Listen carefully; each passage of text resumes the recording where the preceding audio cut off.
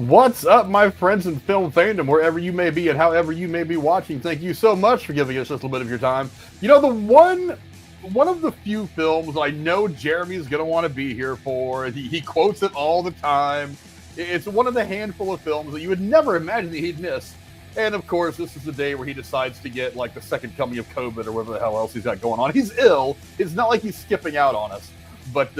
But yeah, it's kind of a bummer that he's not here for this. But also, Tex is working late, so not here. But fear not, because making up for both of their absences is the Dowager Countess Lady Cora. How are you tonight, ma'am? I'm great. It's good to be here and talk to you. Now that you're out of scary season with all the movies I refuse to watch, I am very happy to be back on the show. Yeah, we are taking it's a break from scary season. I did Gladiator coming up. We were obviously going to do it, but there are some other things because there's a lot of horror. There's a lot of horror movies that I reviewed early on in the channel. Some of my favorites, Chainsaw, stuff like that, where Tex wasn't around yet. Jeremy was kind of sporadic because he was, working and not quite figuring out how he wanted to approach me on here and stuff. But now that I've got them pretty much, seated in permanently now, and I want to go back and redo some of the scary movies. We do have to take a break from it because, like I said, Gladiator is coming out this weekend. It's kind of already been released in a couple of theaters starting tonight. So we're doing tonight Gladiator, and then obviously we're going to go check out Gladiator 2, which is getting some pretty strong reviews so far. Over the weekend, we'll be doing that on Tuesday, and then of course tomorrow I'll be doing a little bit of an extra stream because I really want to be online when Mike Tyson throws that nasty legendary uppercut and knocks Jake Paul into the orbit of Saturn or something in one of the moons at least. But we'll talk about that later on. But yeah, we are here to talk about the amazing movie Gladiator from the year 2000. It is the 2000 historical epic film directed by Ridley Scott and written by David Franzoni, John Logan, and William Nicholson from a story by Franzoni. It stars Russell Crowe, Joaquin Phoenix, Connie Nielsen, Oliver Reed, Derek Jacobi, and Djimon Hounsou, as well as the late, great Richard Harris. Crowe portrays the Roman general Maximus Decimus Meridius, who is betrayed when Commodus, the ambitious son of Emperor Marcus Aurelius, murders his father and seizes the throne. Reduced to slavery, Max becomes a gladiator and rises through the ranks of the arena, determined to avenge the murders of his family and the emperor. Gladiator was released in the United States on May 5th of 2000 and internationally on May 12th by Universal Pictures. It grossed $465.4 million worldwide, becoming the second highest grossing film of the year. Critics praised the acting, directing, cinematography, basically everything about the film. The film won 5 Academy Awards, including Best Picture, Best Actor for Crowe. A sequel titled Gladiator 2 is scheduled to be released, like I said, today. Gladiator received mostly positive reviews upon its initial release, with critics calling it magnificent, compelling, and richly enjoyable. Crowe's performance in particular received wide acclaim. The film was certified fresh on Rotten Tomatoes, with 79% of 258 reviews being positive, and a consensus review that reads, quote, "While not everyone will be entertained by Gladiator's glum revenge story, Russell Crowe thunderously wins the crowd with a star-making turn that provides Ridley Scott's opulent resurrection of Rome its bruised heart." I couldn't have said it better myself about this movie. It is one of the most epic films that's been made in probably the last 30 or 40 years.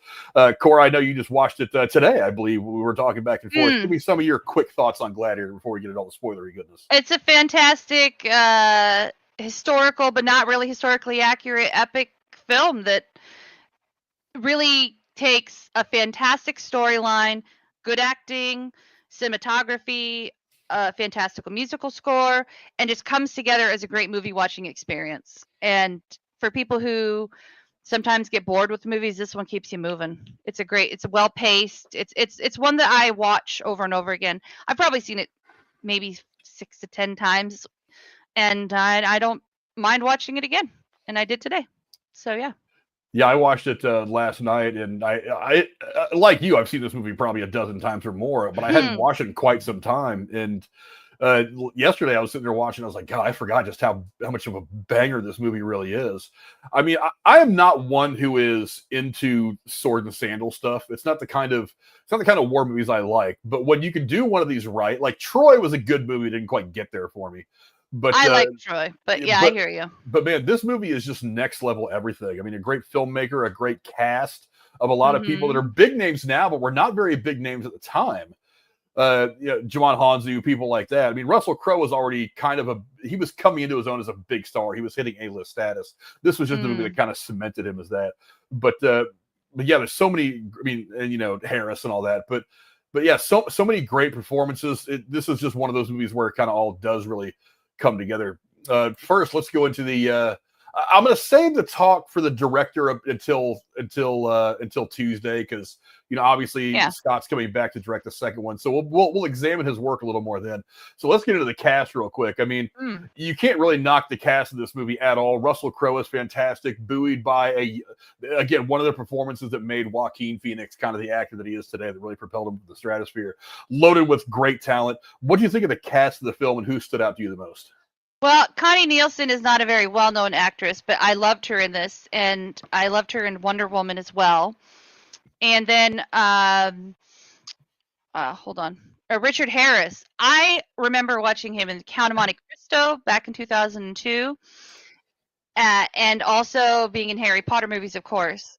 Fantastic actor. I never really knew much about what else he did, and when I rewatched this, I was like, oh yeah, that's him.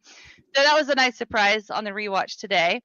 And Joaquin Phoenix, he really is one of those actors who takes on his roles in a way that manifests such originality that you can't even recognize him from one role to the other without knowing that he is Joaquin Phoenix. So this one, he really embraced it, especially in the scene where he's killing his father. Like, look on his face. It's real. It feels real. So I would say those three stood out to me the most. Yes, Stuart McQuaid. What's going on, brother? Watching this from down under. Oh, look who's here. I got to play it now because he showed up. Hi. Where's it? Oh, there he is. Have you seen my wiener?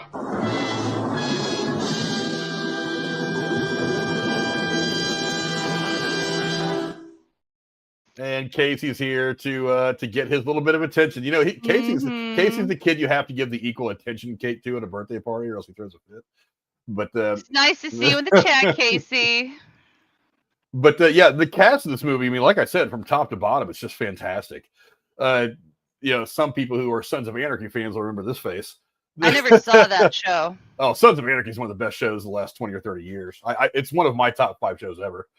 But the one who really look, the cast fantastic. They're just great top to bottom. The one who stands out to me though in this movie was Djimon Hounsou. Very young in this picture. Very young in this movie. Yes, that's true. He almost looks like a teenager, for Christ's sake. I mean, this was 4 years ago. And now we see him. He looks a little bit more grizzled. He's got plenty of movies and other things under his belt, so he's definitely. Blood Diamond was the first one I saw him in. Yeah, this is young, and he brought I saw this maybe when it was newer, but maybe I didn't really recognize him as something other than a supporting actor until Blood Diamond, I would say. But yeah, he brings movies like this. It's so easy to kind of get wrapped up in the visuals, the war, the swords and the blood flying and the gruesome stuff. But you have to kind of balance that out with a certain amount of emotion. And I love there's 2 or 3 points in the movie where he's having a conversation with Russell Crowe's character, and he really helps define Russell Crowe's emotional state in this movie. That he's not just a great warrior, he's a husband, he's a father. Those are the things that are more important to him. But it's really hard to forget that unless you have these conversations with Djimon Hounsou, where he's talking about, the part that in the movie that kind of breaks your heart. He's like, will I ever see my wife and kids again? I think no. And Russell Crowe's like, well, you have to have some hope. And that kind of reminds you that Russell Crowe is not just this amazing warrior who can kill a bunch of people in the Gladiator arena. He's a human. He helps humanize that character and makes you want to like him more. And that to me makes him one of the most important parts of this movie. Even though he's fictionally created and there is no real Maximus in history. But that's okay. I mean, you can get to the historical accuracies of any movie. I mean, there's a lot of stuff that you can kind of. But they created a great character, though. I mean, they took parts of probably real people that were historically there, and they made a fantastic character. And I don't know, he almost seems like an impossible person to be. So passionate, so proud, so strong, so selfless, but yet still so emotionally available and so humble. It's like the ultimate hero of a movie like this. But yeah, I mean, the acting is just fantastic. And one of the things that makes it good is, you look at where are my notes? I'm sorry. Is you look at Connie Nielsen in this, and she's one of these people that she actually has a really she has studied like this era of human history, the Roman Empire and stuff like that. This is something in real life she has investigated, looked into, and studied for years. Oh. And so, as a result of that, she was always kind of like a sort of kind of technical advisor on the film as well. Scott kept going to her and saying, "Is this accurate? Would this kind of thing be happening?" So it was definitely a passion project for her as much as it was just an acting job. She definitely wanted to make sure she got it right. Her performance is also stunningly good. She was very good with the facial expressions because there were a lot of times where she didn't say something, but you could read her very well, and she conveyed whatever the character was supposed to be conveying very impressively. So yeah. Oh yeah, she is fantastic. But what do you think of the plot of the film? I mean, we'll get to the historical accuracy of it all later. What do you think of generally the plot of the film as the movie, as a standalone film? Did it work for you? Is there anything in this movie you'd have changed? It did work for me. It did scream it reminded me like a lot of The Punisher. A guy's family gets killed, he goes and burns the house down of everybody who did it. But I really feel like they took an idea, they took, interest in a historical era, and they put together a plot and a story that is engaging, and it had great flow. There was just enough action scenes. There was just enough, quiet pause moments. And I think that the plot of this guy trying to redeem himself and, take revenge and honor Marcus Aurelius's wishes, it was very well done. And the movie magic of it all is if he hadn't been picked up by those slave traders or whoever they were at the grave of his wife and son, he would have just died there probably. And so it was like when why am I blanking? When Lucia tells him the gods kept you alive for a reason when she came to visit him, it's a tale of a fateful revenge and remedying wrongs. And I really feel like the plot worked very well written, very well set up and timed, all of it. Very impressive. Yeah, I'm okay with the plot. I mean, for all the historical inaccuracies, and there were several that we'll talk about here in a minute. You basically just want to tell the basic story of this character. And I think it does that very well, both thematically and mostly historically. I mean, look, it is kind of one of those really engrossing stories. I mean, vengeance tales, they do well. Because everybody's wanted revenge at one point, whether they want to admit it or not, whether it be in a small fashion or a much grander fashion, like Maximus in this movie. But yeah, I mean, I can't knock it at all. I mean, a lot of it is, for a movie like this, is getting people involved in the character, getting emotionally involved with what he's doing. And you hit that scene, like this scene right here. I mean, good God, like as a father, that kicks me right in the balls. It's like because I mean, being betrayed is one thing, and that long ride home that he has. I mean, not eating, barely stopping, just having to get home to make sure that he can protect his wife and his child, and getting there and realize that he wasn't in time. Like, I mean, that kind of thing right there is enough to make you want to be on his side anyway. And then just over the course of the film, from start to finish, it continues to build this relationship between the viewer and the character, it's one of the best movies I've seen ever that has done that. Well, they also make it really easy to hate. They make it really easy to hate Joaquin Phoenix's character. Yeah, they did. I can't pronounce it well. Commodus, that's it. They really make you want to hate him. And it's not just even how he talks and acts, even how they dress him, because the difference of him being in all black, when even the dark eye makeup, they even make him look like the bad guy. It's very subtle, but they just make him someone you don't want to like, visually and personality wise. I don't think it was all that subtle, because it was like watching the movie yesterday. Like, as soon as he walks into the screen, it's just like he carries himself like he's going to be the biggest asshole in this movie. I mean, look. Because this is one of the images from like very early on in the movie when he first rolls into the first scene, in the early scenes. And it's like there's a look on his face. He's scowling. He's pissed off. He's got that look in his eyes. Got the dark makeup. And as a contrast, you've got you've got the other two, his father and Maximus, that are kind of they're celebrating the joy of having won the battle, and the war is over, and Maximus has got his mind on going home to his wife and kid, and the king is just like, whatever, I've only got so many days left, but I'm going to do what I can with them. And that's kind of where they're at. And he just walks in here like, oh, I'm that sore ass fucking teenager who's got all this angst, and I'm listening to a lot of emo music, and I'm not happy because that's the only way I think I know how to be. And then like later they try to contrast it by putting him in the white, but he's still an asshole. Yeah. It's like you look at him and you're like, you're not wearing white. We all know that you're not pure. Get the fuck out of here with your bullshit. Mm-hmm. But yeah, I mean, so it wasn't subtle. From the moment he walks on the screen that he's ultimately the bad guy. But it's such an art to be able to make somebody hate your character.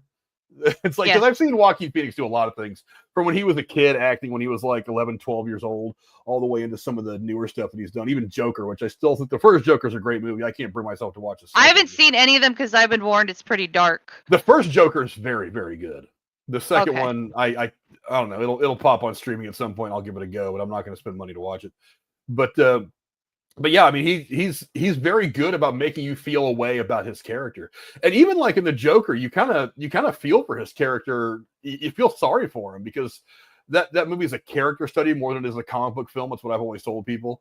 And when you're just watching you're watching his character work, you feel bad because he's this guy that's kind of on the fence between flipping out or maybe figuring out his way in life, and it's all the shit that happens to him in the big bad city of Gotham that kind of pushes him over the edge. So in the beginning of the movie, he's a sympathetic figure who ends up kind of losing his way. But I mean, this one, he's just a straight up bad guy. He's just a straight up asshole. But let's see. I think that's where my poorly done notes run out. But let's talk about some of the historical inaccuracies real quick. And again, there were several. I mean, let me see. I don't mind them too much because, again, one of the things about telling stories like this is you have to make them entertaining as much as you make them historically accurate. So you have to maneuver some details here and there. Like I have a friend of mine who's a big Queen fan, and he can't stand the biopic they made, the Bohemian Rhapsody movie, because he's like, oh, that actually didn't happen like that. That didn't happen like that. I'm like, yeah, I know, but you're fitting 30 years of history into 2 hours here. I mean, you gotta make some adjustments here and there. So I'm willing to do that. But I mean, you're telling a story that's so big here. Anything about the Roman Empire, you can hardly tell one of these stories in 2 hours. Even if you're telling just a small snippet of what happened in that time period, it's really hard to condense all that. So I kind of got it. I mean, things like Marcus Aurelius wasn't murdered by his son Commodus. He actually died in battle in what is now modern day Vienna in 180 AD. But here it proposes that he's murdered by his son. Let's see. There's a list of them here that I've got. It depicts Marcus seizing victory in the Macromanic Wars. The reality was, in reality, the war was ongoing when he ended up passing away. But I mean, but again, it's just things that you tweak them a little bit to make them more theatrical. I don't know, are you bothered at all by the historical inaccuracies, or No. It's just a creative version of it. I mean, you can't. There's no way. I mean, short of doing a documentary where you're having somebody just talking about it and putting pictures up on the screen and showing you pictures of relics that have been dug up, it's not going to be accurate. It's not going to be a dramatic story that's going to be poignant and interesting to follow, and it just doesn't work. We've all seen those epic bio films about someone's life where they try to make everything accurate, and it's a snooze fest, So putting a little pizzazz in it, creating a character that doesn't really exist, it works because it makes it more interesting. And people don't expect everything to be accurate. Even when you're taking a book and taking it to film, you have the argument of book lovers not liking how the movie version isn't like the books. And so even going from something that's already fictional to changing it to a movie, it's not going to be the same experience. So how do you expect something like this into film? So it's great for me. I'm fine with it. It's a creative vision between the director, the writers, and the actors and the writers. And it's just a collaboration. It's not meant to be, factual, in my opinion. So it works for me. Look, I get really annoyed when you're telling the story of a real event and you tweak too many facts. But I mean, Yeah. but there's something to remember about a movie like this. Number one is this happened like a bajillion years ago. Maybe not rising a bit, but it was a long time ago. Record keeping was not exactly good back then. And when I say they were literally chiseling things on the tablets, that's not hyperbole. That's exactly what they were doing. Mm-hmm. So it's like, it's not like they were just loading things into the cloud and they were like, a couple hundred years from now, somebody's going to want to read this, make a movie about it. But, so yeah, I mean, we don't really have a good idea as to exactly what happened anyway, with the exception of some shit written on scrolls or, carved into a wall. I did like that scene where, Marcus Aurelius was talking to Maximus, and he was like, I don't know how I'll be remembered. Will I be remembered as a tyrant, a saint, and all this stuff? And that made me really think about what you're just talking about. You don't know how you're going to be remembered and how it's going to be recalled in the memory and the history books, and we'll never know fully. But I did like how he was portrayed in this movie for sure. So. Yeah. There's certain things you kind of have to float around on, but at the same time, it's like, as long as you're telling the core of the story, I guess it doesn't really matter all that much. If you start to deviate too wildly from stuff, like there are some things I've seen in the movies, I'm like, it did not happen like that at all. And there are some things that are usually pretty close, but to leave out like one little thing that's still very, very important. Like it kind of, because I went and saw the Reagan movie that came out recently, and I thought it was a fantastic movie, but I was like, you really just kind of shot past the fact that Reagan was still married to Jane Wyman when he started courting Nancy. Glanced right over it, didn't talk about it at all. And I'm like, that's something important. I mean, it happened. It's real. Put it in there. Yeah. But I was just like, whatever. Things like that. I mean, so I don't know. You walk the line between telling the story as accurately as possible and telling it in an entertaining way, and making sure that it's not kind of getting lost in its own minutia, where you're not being a little too heavy on the stupid details. I mean, it's as old as this compared to the Reagan movie, it's not as common knowledge because nobody who's alive lived those experiences around True. This, it's easy. It was something like Gladiator. It's easier to have creative license to kind of color in the lines, or erase a character or create one like Maximus. True. For the Reagan one, it's like if they try to make this Reagan movie 200 years from now or 2000, it's going to be a different version. They could watch it, not even know about his first wife and care. So yeah, did this work for you though? The creative license they took? Yeah, it's going to happen in every movie. I'm okay with it ultimately, as long as you're telling. There are like 3 or 4 things for a movie like this that you have to kind of convey to everybody. That you have to be honest about who the characters are and what they did, what they accomplished, their larger effect on their world at the time. And I think this movie does that pretty well. What's up, Nick? Yes, Lady Core is here right now. Thank God, because everybody else has either got the plague or is at work. So thank God Lady Core was available tonight. I had to take a whole week off. Or maybe I'd have done some more gaming. I don't know, something like that. Go check out Dr. Nick and Alex's channel in the description. But yeah, I mean, there's, as long as you get the 3 or 4 like main things right and tell me like the core of the story, I can kind of stomach a lot of stuff. Look, this is not the worst movie I've seen play around with historical fact. It's like, I mean, JFK, as interesting as it is, a lot of people are looking at that and they're like, you're kind of giving me a little bit of your conspiracy wet dream here, Oliver Stone. So calm the hell down a little bit. But while some of the stuff makes perfect sense, I mean, some of it's obvious he's getting a little into the weeds with some stuff. But I mean, how do we even know what's in the weeds for a movie like this? Because we don't know what the hell. Like you said, none of us were alive to actually see it anyway. So we're kind of just taking the word for it of whoever carved that shit onto a stone or wrote it onto some parchment or something like that. Stephen McQuaid says in 10 years from now, someone will make a Trump movie and you can bet it will be pure fantasy. Well, they did that already. It was that one that came out with Sebastian Stan. I haven't seen it, but I have a liberal friend who saw the movie. He was like, God, that movie's awful. That movie's just so not good. He said, there's enough politics in the news and around. Why do I want to watch a fucking movie about it? I know. I even asked myself that about the Reagan movie before I went to see it. I was just like, do I really? It's election season. Do I really want to do this? And I'm like, well, it's a biopic. It's not like Reagan's in the election this year, so I'll go and watch it. It ended up being good, but it's like, yeah, why would you do that right now? But whatever. I mean, oh my God, what is this shit? It's Oh not my the. gosh. Uh, Casey! what's Casey doing this time? Oh boy. You know, Casey, it was so nice to see you, and then you have to say shit like that. Oh, Casey. What did he say? Nothing came up in the chat that I can see. Oh, well, my YouTube is behind, and I saw something he said before. Oh, well, Casey always says stupid shit.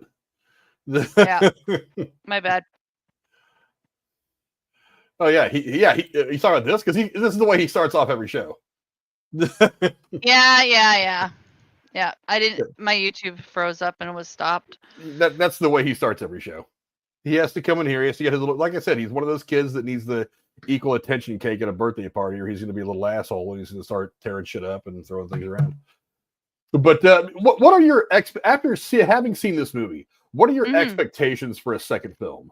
I mean, not good. I mean, let's be honest. It's getting great reviews. Good. It's definitely loaded. It's loaded with a great cast. I don't know anything about it really. I'm gonna go into it with I don't know anything about this Eyes. So, I mean, if they got Ridley Scott, I'm sure there's gonna be some really good continuation from the first movie, or at least a theme or a vibe that really brings them together. So, I mean, that's promising. But I don't know anything else about it. So, I've already heard that Denzel in this movie is like typical Denzel. It's just like that guy reads the phone book and he's going to get nominated for an Oscar. So I've already heard that he's good. Now Pedro Pascal, obviously, everybody loves him. He's a good actor. He's very good. I still say that they shouldn't have cast him as Reed Richards, but whatever. I'm going to watch the movie anyway, so I don't care. Let me see. Let me cast this again. Pedro Pascal, Joseph Quinn makes me happy. I'm so glad that he's actually branching out and he's not going to get typecast for. I'm looking at it. They actually have Connie Nielsen back. That's great. Connie Nielsen is back in this one, and who else is returning? Derek Jacobi. Derek Jacobi. Yeah, is playing Senator Gracious. Yeah, I mean, just looking at the cast, I'm like, yeah, you're doing pretty well. I mean, look, Connie Nielsen is the one that I'm really glad to see back. As far as Paul Mescal, Pedro Pascal, those guys, they're the new action guys that are going to be in this movie. That's fine, but you need something that grounds it in the first one. Connie Nielsen, really, of all the people that survived the first movie, she's probably the most storyline. I mean, ultimately, she's probably one of the most important characters in this film, second maybe to Russell Crowe's character. So having her back is going to be really the best piece of connective tissue that you could have. Do we know how many years after the original timeline this is supposed to be? I want to say 20 years. Okay.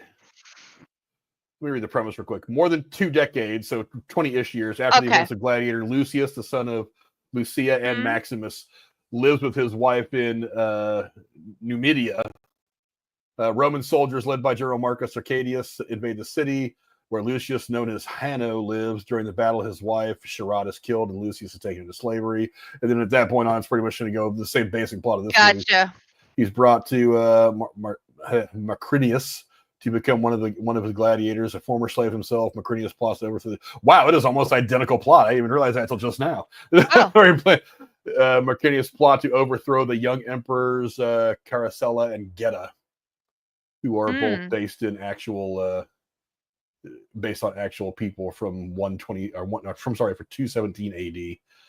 But it's the same basic plot as the first movie, only we're gonna go with the son people. Of.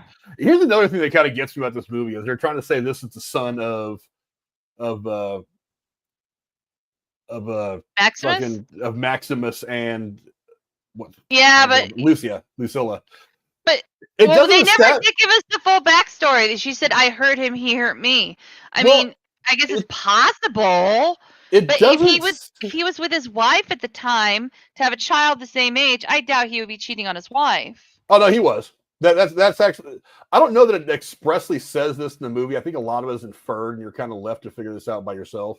But I mean, the way that it was described to me in the stuff that I read is that Lucilla was having an affair with Maximus at some point in the past, and as a result, like maybe when they were like kids or something, like teenagers before he married his wife, I presumed. and that Lucius is Maximus's son.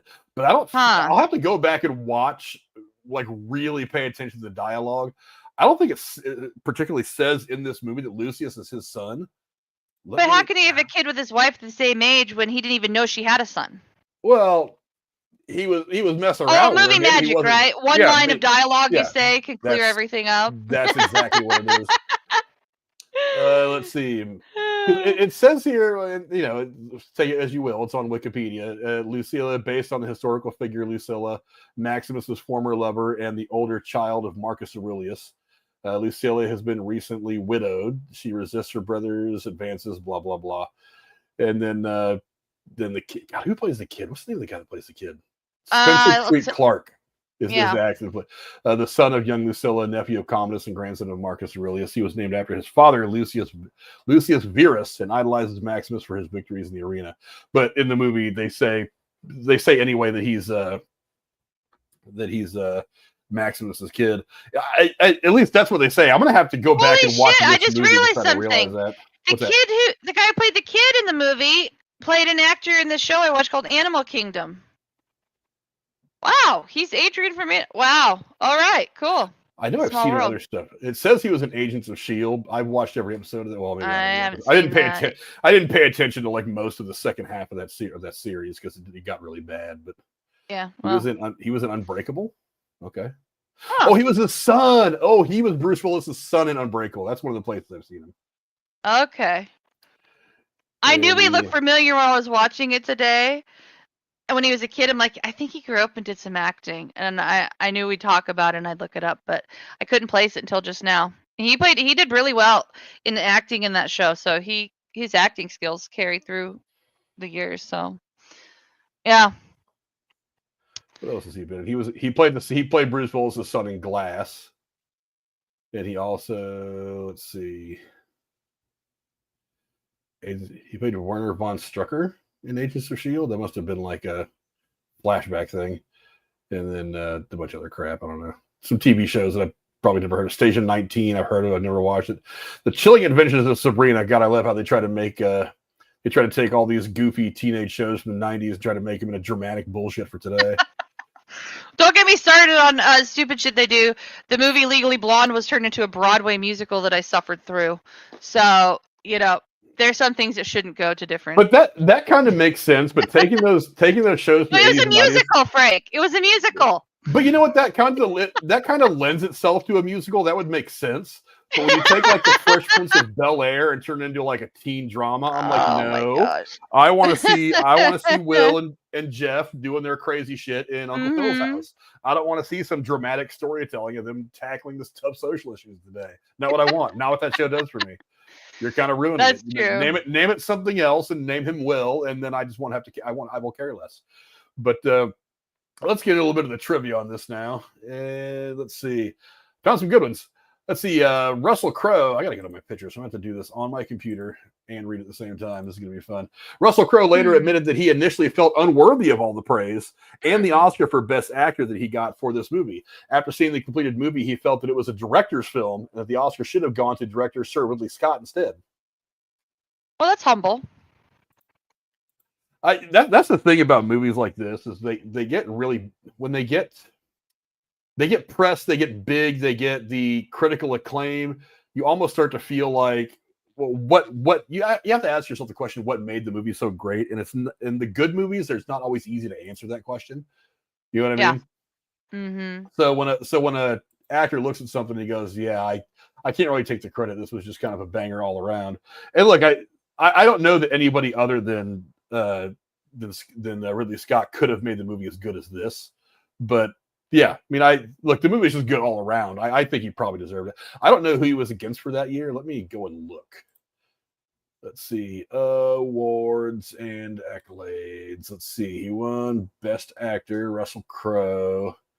73rd Academy Awards. Who was he up against? Best Picture, Best Actor. Russell Crowe won it against Javier Bardem, Tom Hanks from Castaway, Ed Harrison Pollock, Jeffrey Rush, and Quills. Oh no, that's pretty it's not a bad list of names to be attached to. So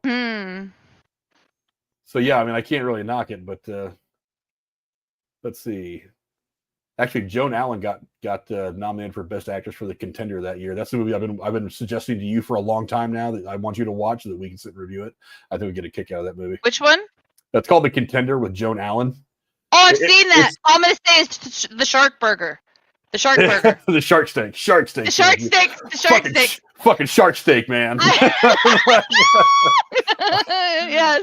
Dude, Jeff Bridges is a monster in that movie. That's the kind of president we need. I know. I love how he's like, I challenge the chef every day to think of that's his relief as a president, to play games with the White House chef, like to ask for the most ridiculous shit, and he gets it. You gotta have something to blow some steam off when you're in the White House. I mean, you're working basically 17 hours a day on a slow day. You gotta have some fun when you can have it. But yeah, I can't. I would love to review that with you. I haven't seen it in years and fucking loved it. See, I don't know if I have a picture of Oliver Reed in here. I don't think I do. So I'll just go to this one since I don't have anything else. But there's the one that I got that I thought that was gonna put up here. Oh yeah. I was gonna say one of my favorite dynamics in this movie was between Proximo and Maximo, because there's no backstory. They hardly know each other, but they have great respect for each other. And at the very end, how he chooses to die for the sake of Maximo's freedom and the cause that Maximo's trying to fight for, it's impressive. And it's just a really, like, they could have been lifelong friends in a different, scenario where they both don't die, Fantastic. I loved that. I loved it. So might be my favorite, like, two character thing going on in this movie. So yeah. Let's see. Actor Oliver Reed died 3 weeks before principal photography of this film ended, because Proximo was considered a key character. A clause in the movie's insurance contract would have allowed the filmmakers to reshoot all of Reed's scenes with another actor at the insurer's expenses. That would have been about $25 million. However, most of the actors and crew were exhausted from the punishing schedule, and Ridley Scott did not want to cut Reed from the movie.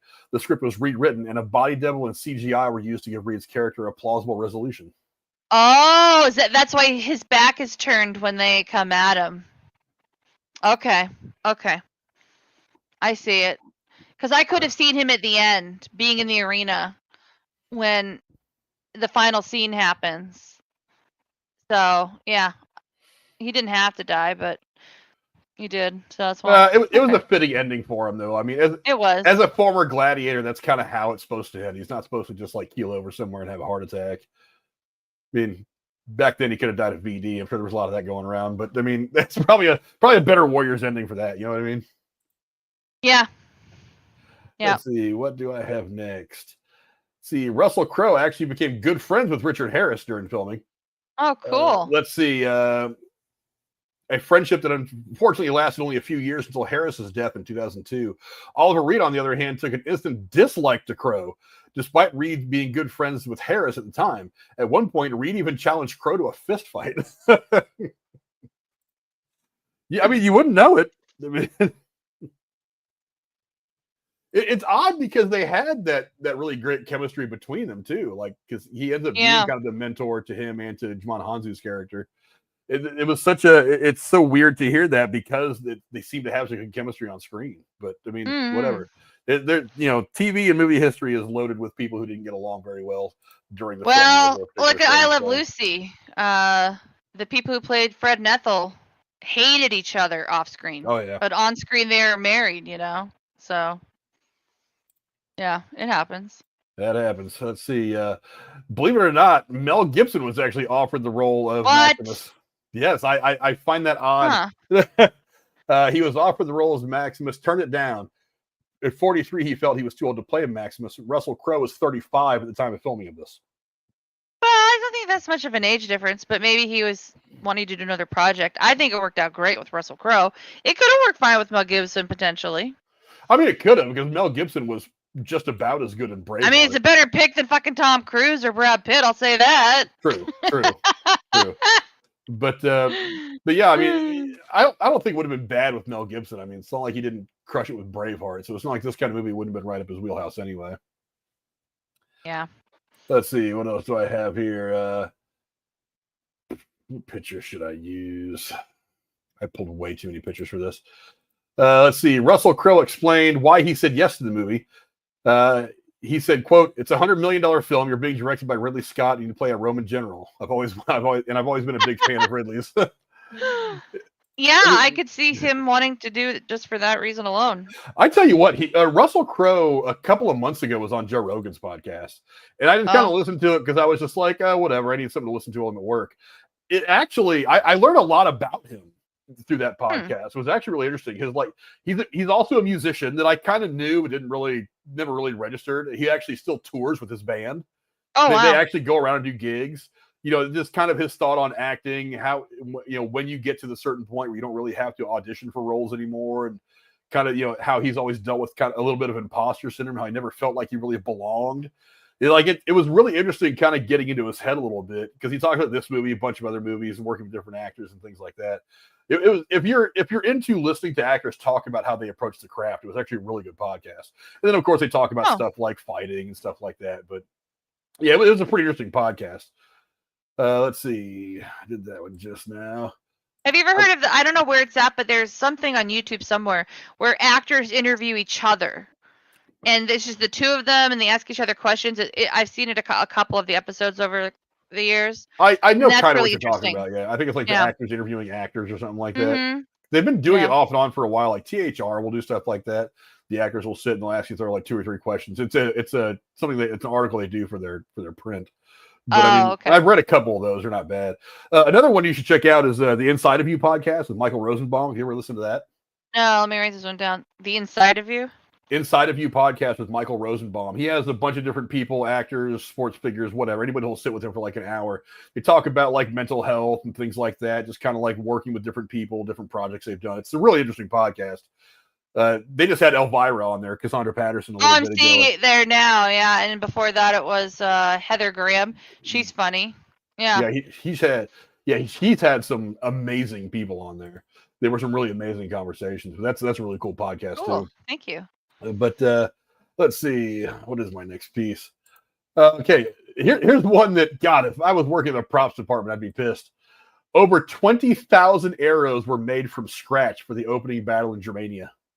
Why? From scratch? That is authenticity right there. That's it is. 20,000? You can't really see it. You don't really see. I didn't think to grab a picture of it, but like early on in the film, as the camera's panning kind of down the Germania. row of men, as the camera's panning down the row of men right before that first big battle starts, you can see hundreds of them just stuck in the ground.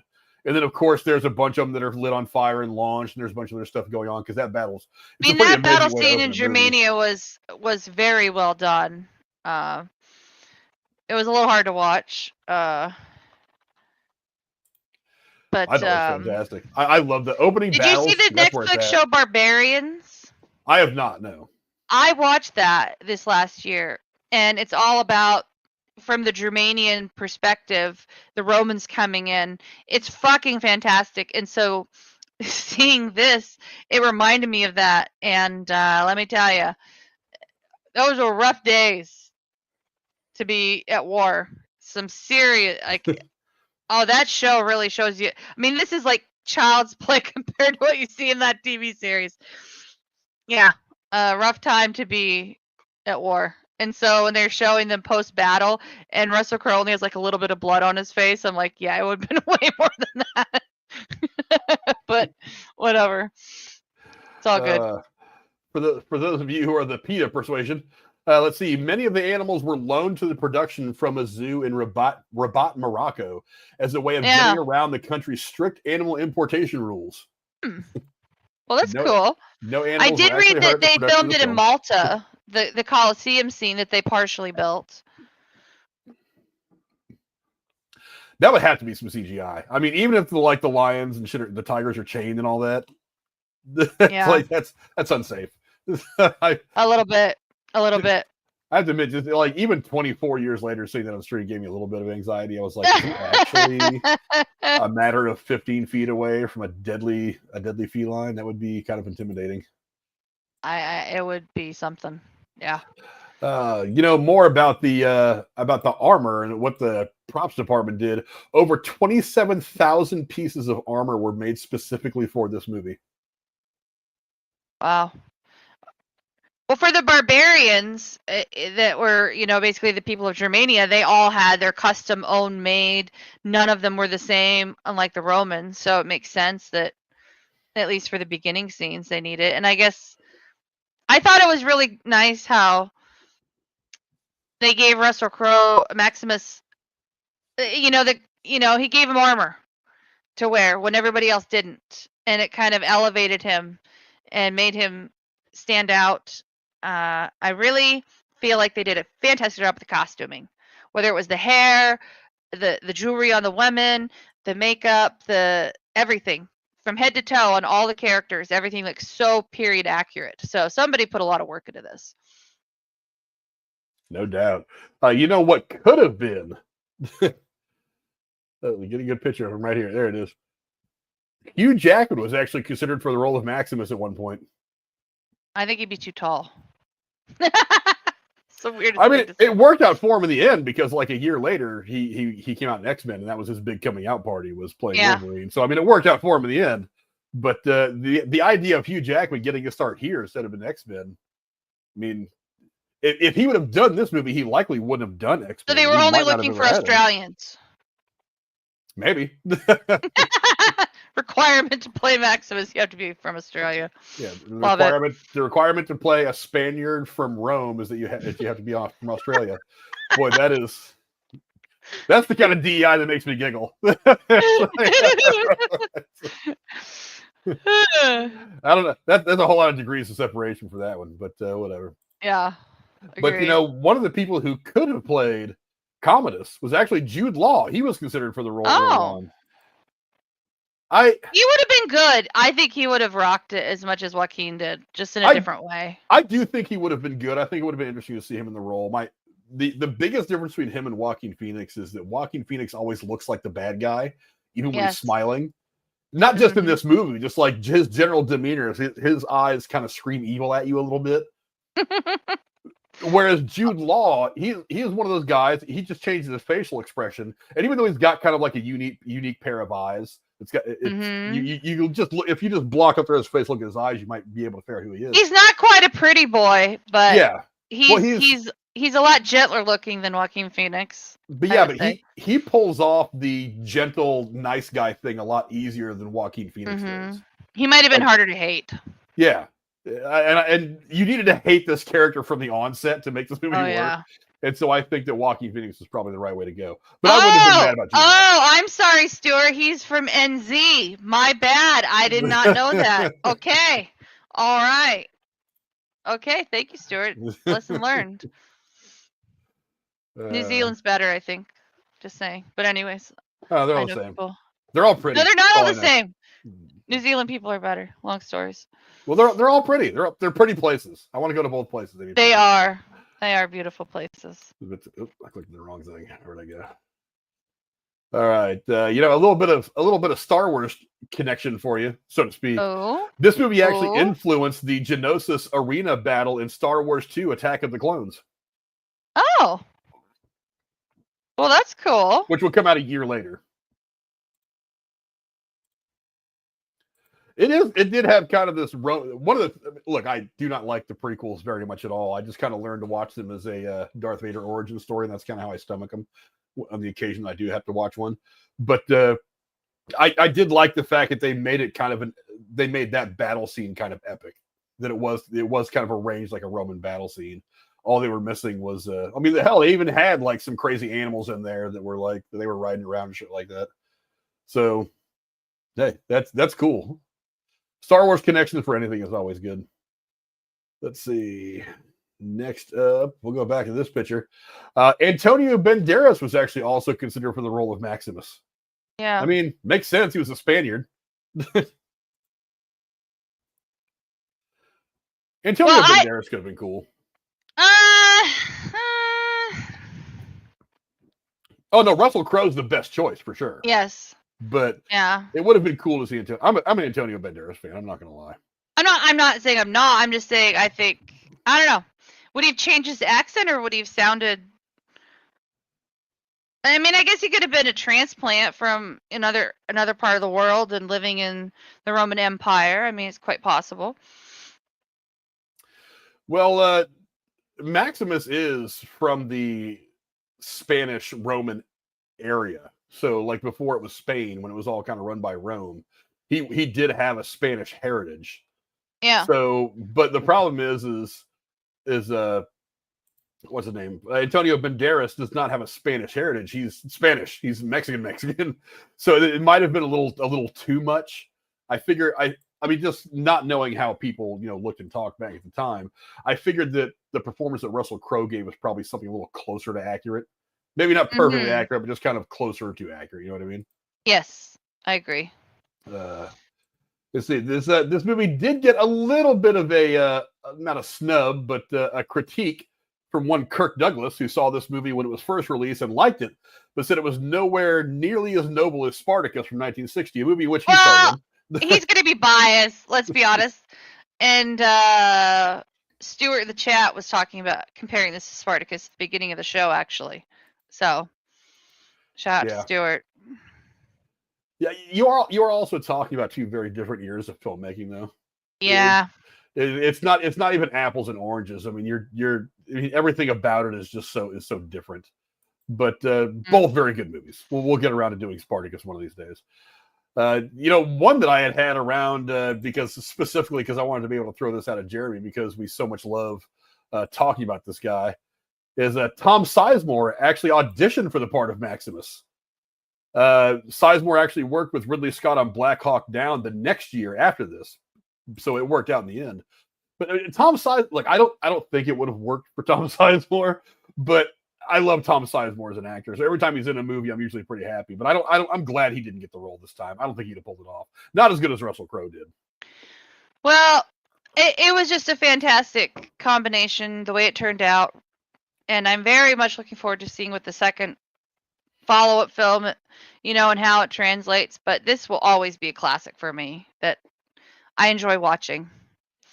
So I think the most beautiful part about the whole thing was the movie opens with him running his hand across the wheatgrass, around his house, and it ends with him, walking through it in spirit, joining his wife and son in the afterlife.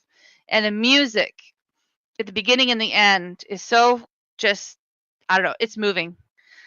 I love the poetry of it. So it may be a brutal movie about war and, conquering and revenge and vengeance and all of it, but there is some beautiful moments in this movie that, pull your heartstrings and stay with you. I love at the beginning of the movie. It's kind of shocking. It starts out with him the whole running his hands through the wheat, and he's looking at the bird, and he's kind of contemplating life or whatever. And then he kind of snaps back to reality, and he's in the middle of this bombed out area of the forest that they just got done fighting in, and then it's on to the next battle. So it's it's jarring. It keeps you kind of on your heels, and you never really get your footing until deeper into the movie. That's kind of where it has you for most of the movie, which I thought was a really great way of doing things. Yeah. Let's see. Joaquin Phoenix. He actually ad-libbed his scream of "Am I not merciful?" Connie Nielsen wasn't expecting it, and her frightened reaction was genuine. Oh. That's good acting right there. There was a similar story that I heard Gene Wilder say years ago when that part where he yells at Charlie Bucket at the end of Willy Wonka. That I guess he was talking to one of the directors, I forget who, and they were saying, okay, well, I'm going to go tell this kid now that you're going to yell at him. And he goes, no, don't tell him. He's like, I want to yell at him. I want his reaction to be genuine on camera. And if we don't do that, I'm taking away his opportunity to really act in the moment. And so he didn't tell the kid that played Charlie Bucket. He didn't tell him he was going to yell at him. He turned around and started screaming at him full throated. He's like, so you get the real reaction of this kid being yelled at by an adult.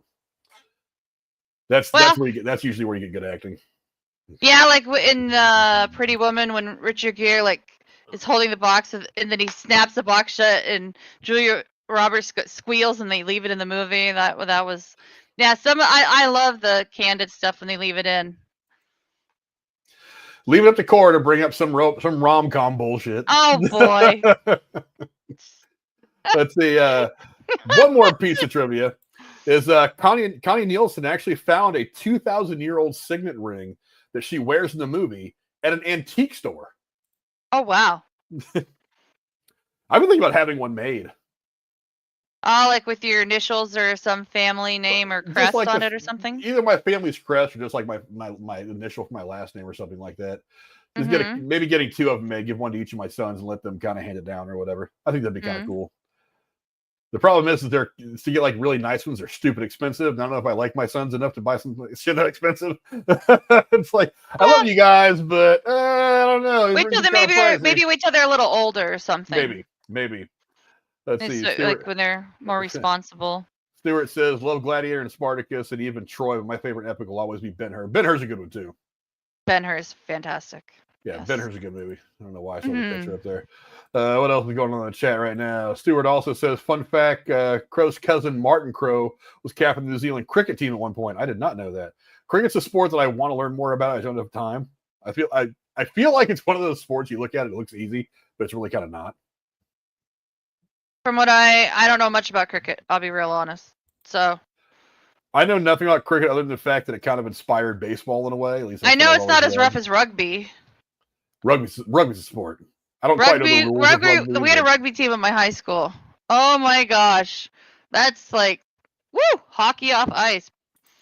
Just saying. My cousin played rugby. Lots of smacking around. Yeah, my cousin played rugby at UC Davis in California when he was in college. I was just like, damn, rugby's brutal. They have a rugby team around here that I've been wanting to go watch, but I just never get time. I never remember to look at when they're playing games. Yeah, rugby's not a sport for bitches. But let's talk about this closing scene real quick before we wrap up the stream. I just thought it was beautifully done. The whole thing, him like seeing visions and seeing shit as he's bleeding out and still managing to fight to the death. Fantastic scene. How did you like the ending of the movie? Did it work for you? Well, I think it was perfect that they left Commodus laying there dead as the emperor, and here Maximus is carried out, like the true hero. It's just very, very beautiful, very on point for what he deserved. It brought the whole movie full circle from that moment where Marcus Aurelius wanted him to take over, and then then everything went tits up, but it just brought it all back as if he became the emperor all along, and he got into emperors, and goodbye and the treatment, and it honored him. And I did like that the flashbacks of him going home in his mind or his spirit, or however you want to put it. But I knew it was going to be good the first time I saw this movie years ago. You knew he was going to die the second he stabbed him when he was tied up still. You knew it was over. But you didn't know how it was going to end. And this ending really just, it's a hero's ending. And I love it. All the actors kind of came together and made it very realistic and very believable and emotional. And I think it'll also do good for the second movie, coming into it, having that beautiful ending coming into the second film. So I hope maybe there's a tie-in, maybe. Who knows? What is the runtime for the second movie, I wonder? Let me go look. 148 minutes as opposed to this movie, which was where's it at?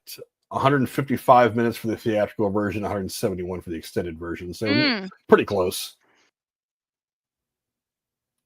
I need to see where it's playing around here. I haven't looked that up yet. Yeah, I'm gonna go. I was planning on taking Jennifer to go see it tomorrow, but I'm actually going to go live for the Tyson fight. I want to react to when Tyson pounds that little chicken, whatever the hell he calls himself, pound him into the mat. But I'm definitely going to go see it on Saturday. Corey, you ever seen anything Monty Python, really? My mom thought it was trash. I never watched it growing up. She didn't like that stuff. We've talked about it before. I think me and you have about the British comedy, how it's very dry. And I like it. subtle. I like it. I watched that show. I've watched several of the shows that were on PBS television.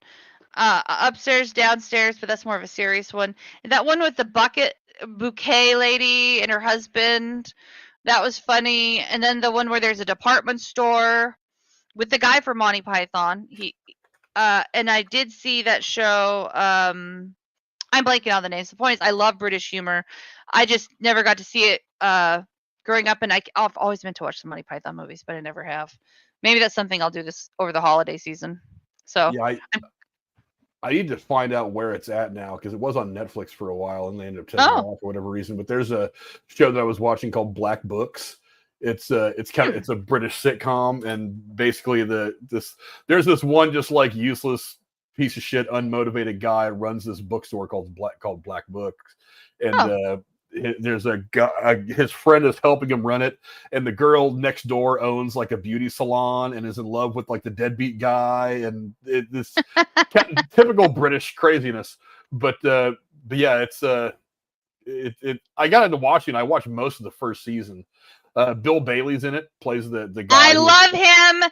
He's fantastic in a lot of movies, but Love Actually, he makes it so fucking funny. I love it. I love him. Fantastic actor. Bill Bailey was one of the guys that was in Hot Fuzz as well. One of the movies that. Yes.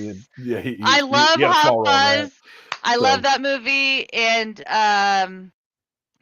what's it? Dead? Something Dead? Shaun of the Dead. Shaun of the Dead. Those movies. I did not so much like the movie they did, Paul. I don't know what I didn't like about it. Paul's pretty funny. Paul's pretty funny. Yeah, but there's something. It's I don't know. But I love those movies. Shaun of the Dead. I gotta watch that this weekend. I love fucking Shaun of the Dead. I haven't seen it in ages. Yeah. Yeah, Black. But if you're gonna go Monty Python, Monty Python and the Holy Grail is like the apex of everything Monty Python. Okay. It's kind of like this movie, ironically enough. Something about Brian, a Monty Python movie. The Life of Brian is good too, but I think I've seen half of that. I've seen half of that. I think Monty Python Holy Grail is much better. I was never very big on the ending. The ending's a little kind of disconjointed. Okay. But man, the main body of that movie is so damn funny. Like, we are the knights who say, "Nyeh." It's just I could never do it justice. Just watch. And when he runs into the guy, the Black Knight in the forest, it's like that scene is just so perfectly comical. I'm trying to remember the name of that show I watched. John Cleese was in it. Hold on, I'll find it now. Oh boy, he's been in a lot. You ever watch a bit of Fry and Laurie? No. You know who Hugh Laurie is, right? The actor who played in House. Yes. Yeah. Before he made it big here in the U.S., him and Stephen Fry, who you've probably seen in a lot of movies, because we did V for Vendetta a while back. You've seen that movie? Oh, V for Vendetta is fucking one of my favorite movies. Stephen Fry, the guy that plays the host of the variety show, that's Stephen Fry. Him and Hugh Laurie had like a sketch comedy show years ago before they made it big in America called A Bit of Fry and Laurie. That is some of the funniest British humor I have ever seen. Okay, the show I was trying to remember the name of was Fawlty Towers. There's only 13 episodes with John Cleese. They canceled it. It's fucking hilarious. So yeah, Stuart, it's the Cornetto trilogy. Me and Jeremy talk about that shit all the time.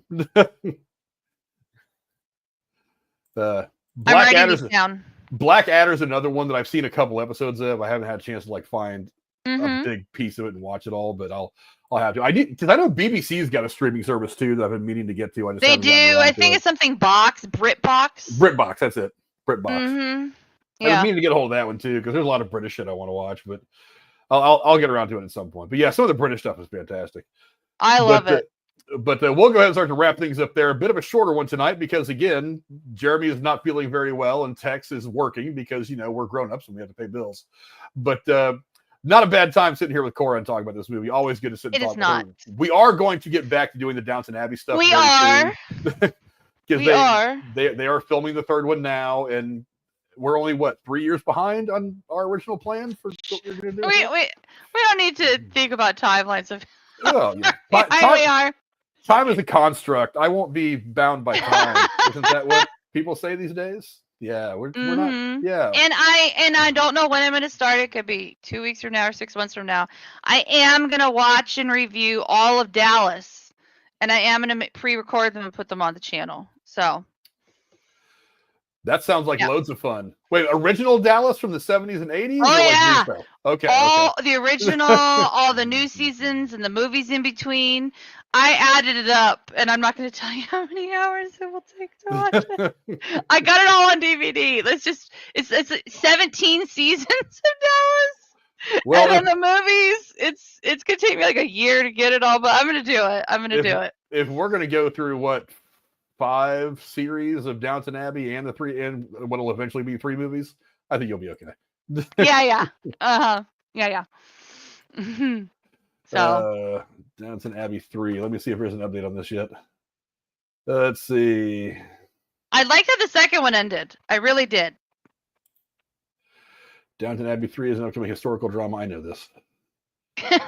Let's see. Blah, blah, blah, blah, blah. A bunch of stuff. It's not new. Blah, blah, blah. Much of the original cast also appeared in the previous 2 films. Paul Giamatti's going to be in this one. I knew that. Dominic West is coming back, which makes sense because how else are you going to get, what's his name? Robert James Collier character back into it. I wish they would touch on the cousin who came back after he'd been in Canada and remembered who he was, and they just sent him off. Patrick. I never was.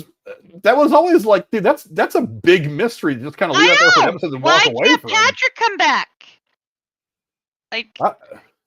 That was a really big mystery. Just kind of like, I know. I kept waiting for them to touch on it again. Yeah, and they didn't.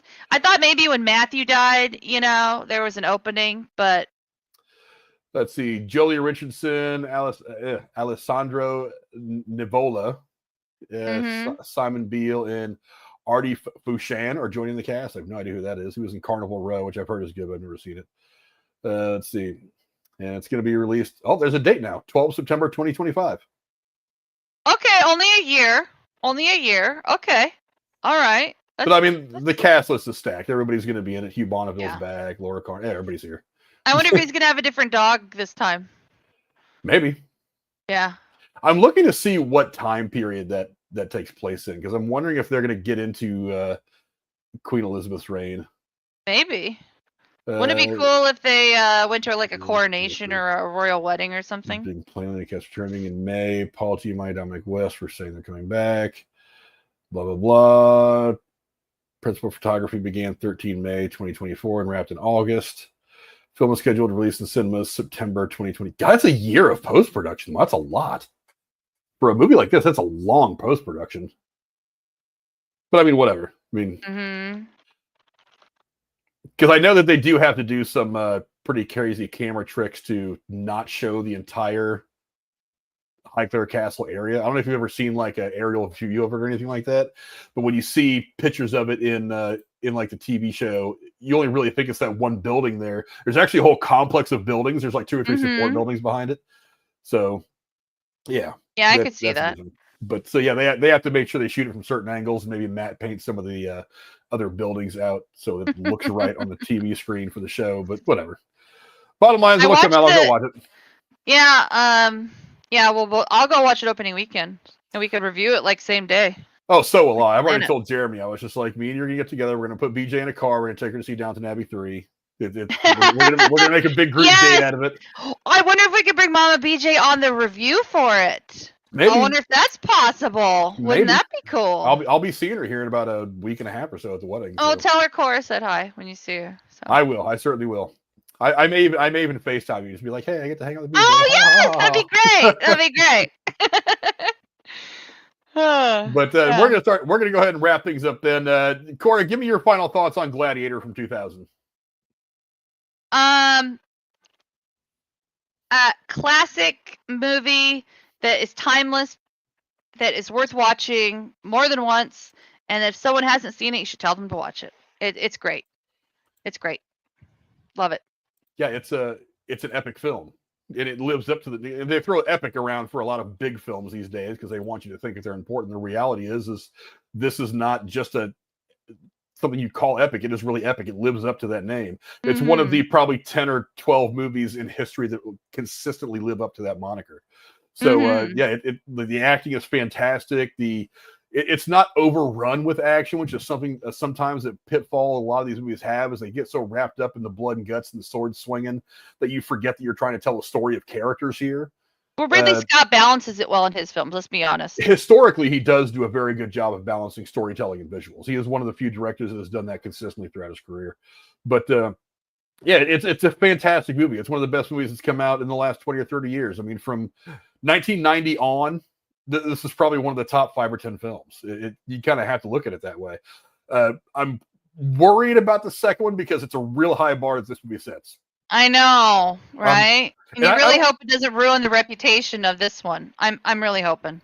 Yeah, I'm just going to go on there. Look, I'm confident the second one's going to be good. I want it to be a different movie, but at the same time, kind of the same. I want it to have the same feel, but still tell a different story.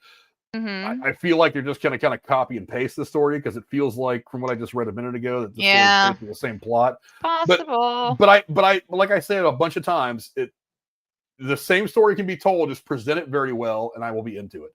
So yeah, I'm excited to see the second one. I'll be seeing it this weekend at some point, probably maybe even twice. I don't know, it depends.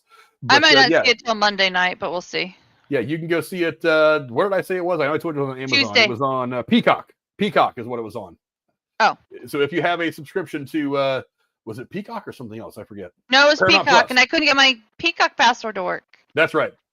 We were having this conversation on text message as well. But yeah, it's on Peacock. So if you have a subscription to Peacock, you can look at it on there. I'm sure it's probably going to hit one of the other streaming services after part 2 has been in theaters for a while. They'll put it back out there on Netflix or wherever it may be. You can find it there as well. Definitely go check it out. Until then, the Dowager Countess Lady Cora, where can the folks at home find you, my dear? Well, as usual, I'm allergic to the internet and social media, so I'll be here on the show when I am, and when I'm not, I'm not. So, I, however, am not allergic to the internet. I am overdosing on it constantly every day. I will actually be back here on tomorrow, actually, because I'm going to have some fun with it. It's going to be on Netflix. I may as well sit and watch it. I want to see Tyson and Paul fight. Look, Netflix? I grew up watching Mike Tyson just wreck people back in the late 80s and early 90s. Like, and the ear thing doesn't freak you out? The ear thing did not freak me out. We can talk about that a little bit tomorrow. But I mean, I am so ready to see this fight. If for no other reason, I want to see Jake Paul just get pummeled. Look, I'll go into more. I'll go into more tomorrow night. But it's like, I mean, What time are you going live? The broadcast on Netflix starts at 8, but there are 3 or 4 fights on the undercard. So there's going to be a couple of fights before the Tyson Paul fight. Oh, so this is like one of those UFC things where there's several. This is an actual boxing match. This has been sanctioned by the state of Texas. They're fighting at AT&T Stadium where the Dallas Cowboys play. There's going to be something like 80,000 people. This is a legit boxing match, which is why I'm more interested in this than I am in Jake Paul fighting, insert schmuck's name here, which is basically all he's been fighting since he decided to go pro. But I'm interested in this because, like I said, I watched Tyson growing up as a kid. I know that he's not. He's a cultural icon in our age bracket. Let's be honest. Well, I mean, and then when he was in that movie, The Hangover, fucking love that cameo. The fucking tiger there in his house.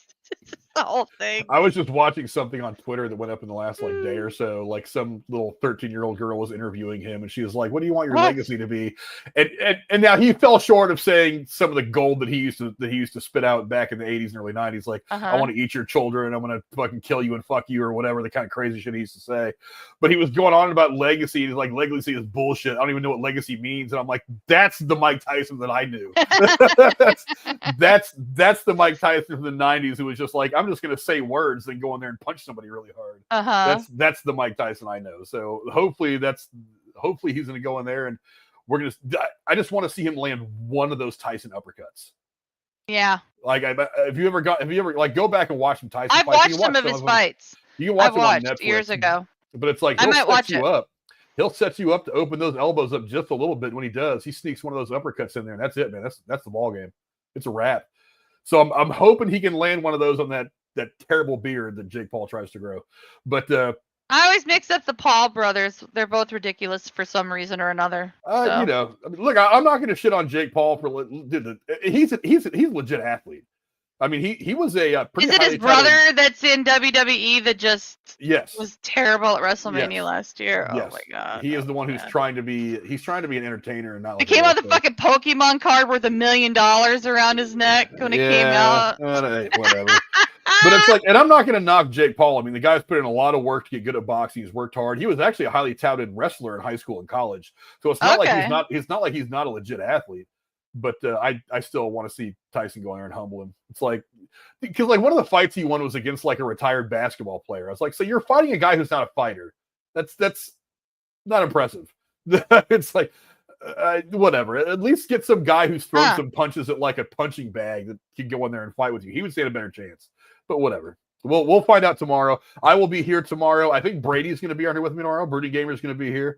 So you know what? If Alan's going to be here, I'm going to pop in and say hi. I haven't talked to Alan except out of text messages for a while. So, Yes. So I will. Maybe I'll even invite Casey on here because I need a good reason to play his thing. Have you seen my wiener?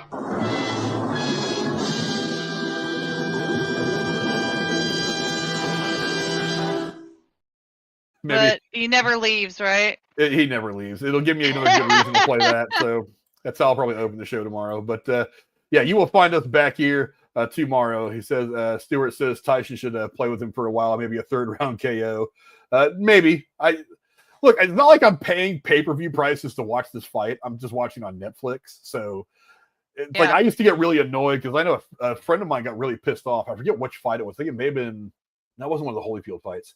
Well, it was one of the Tyson fights where he walked in there. The fight lasted for all 35 seconds, and Tyson just ended the guy. He was just like, "Can you believe I paid like $70 to watch Tyson punch this guy twice?" And I'm like, "Well, that's every Tyson fight. You know what you're paying for when you get it." You imagine the people who pay thousands to be there in the room. Maybe, I don't know. I mean, look, going to a sporting event is way different than watching on TV. True. So I mean, on that. Especially for a fight, because like you never know when a fight is going to become a moment. It's like because a lot of people thought, so Foreman and Ali are fighting in Zaire, big deal, and it becomes the Rumble in the Jungle, this legendary fight that everyone talks about for 100 years. So when you're going to a sporting event, you never know if something crazy is going to happen. Like I went to watch my San Francisco Giants play in Cincinnati this last summer, and it just happened to be the game where Blake Snell throws into a hitter. And I was like, fantastic. I got to see a little piece of history for the first time ever. In the millions of baseball games that I went to, for the first time I ever got to see a no-hitter live with my own eyes. Let's see. I love live football. Live football is, I love it. And hockey, I can't watch hockey on TV because you can't, it's just not the same. It's just not the same. So. Yeah, so Stewart says Tyson's going to knock JP so far into space, even Elon Musk will be like, what the fuck? Oh my gosh. He's going to hit him so hard when he comes back down. You don't think it's fixed? You really don't think it's fixed? I hope not. I mean, because that's one of the things that bothers me about him is he gets into these fights with these guys and it's like contractually obligated that they have to tie. I'm like, no, dude, go in there and throw hands. Let it be a real fight. Show me who you are. Because I can sit here and say, oh yeah, I want to go hit off Clayton Kershaw. I want to stand in the box against Clayton Kershaw, and I want to see what he's got. But if he starts throwing him underhand, am I really hitting off Clayton Kershaw? I mean, you know what I mean? I want him to rear back and throw me a big league hook. I want to see if I can hit it. And if I fail, fine. I failed honestly. But I don't want to. But if I hit that ball into orbit, and I don't want to be like, oh, I just hit a home run on Clayton Kershaw. So, but he's the question here is, do you want to see this fight enough that if it wasn't on Netflix, you had to pay for it, you pay for it? No. Okay, that answers a lot. I'm not gonna lie. I would never in a million years pay. For one, Tyson is not the Tyson that we grew up watching. Look, he's 60. I mean, he's not that 21-year-old murderer anymore. He's 60 years old. He's mellowed out. Right. I would never pay any amount of money to see the Paul brothers do anything. So it's on Netflix, and I'm like, it's gonna be an interesting fight to watch. I would never pay, even if it was like $30. It'd be like, no, probably not. Yeah.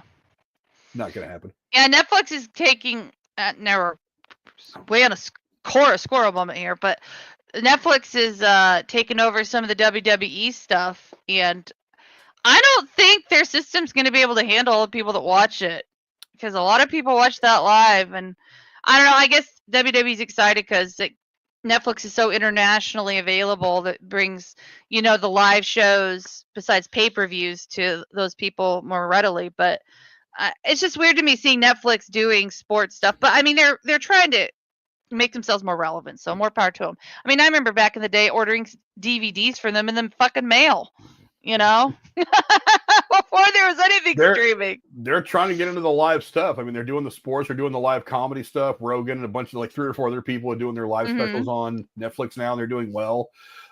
They do have other sports stuff coming up. I think they're even getting into the NBA a little bit at some point in the next couple of years, as I recall hearing earlier.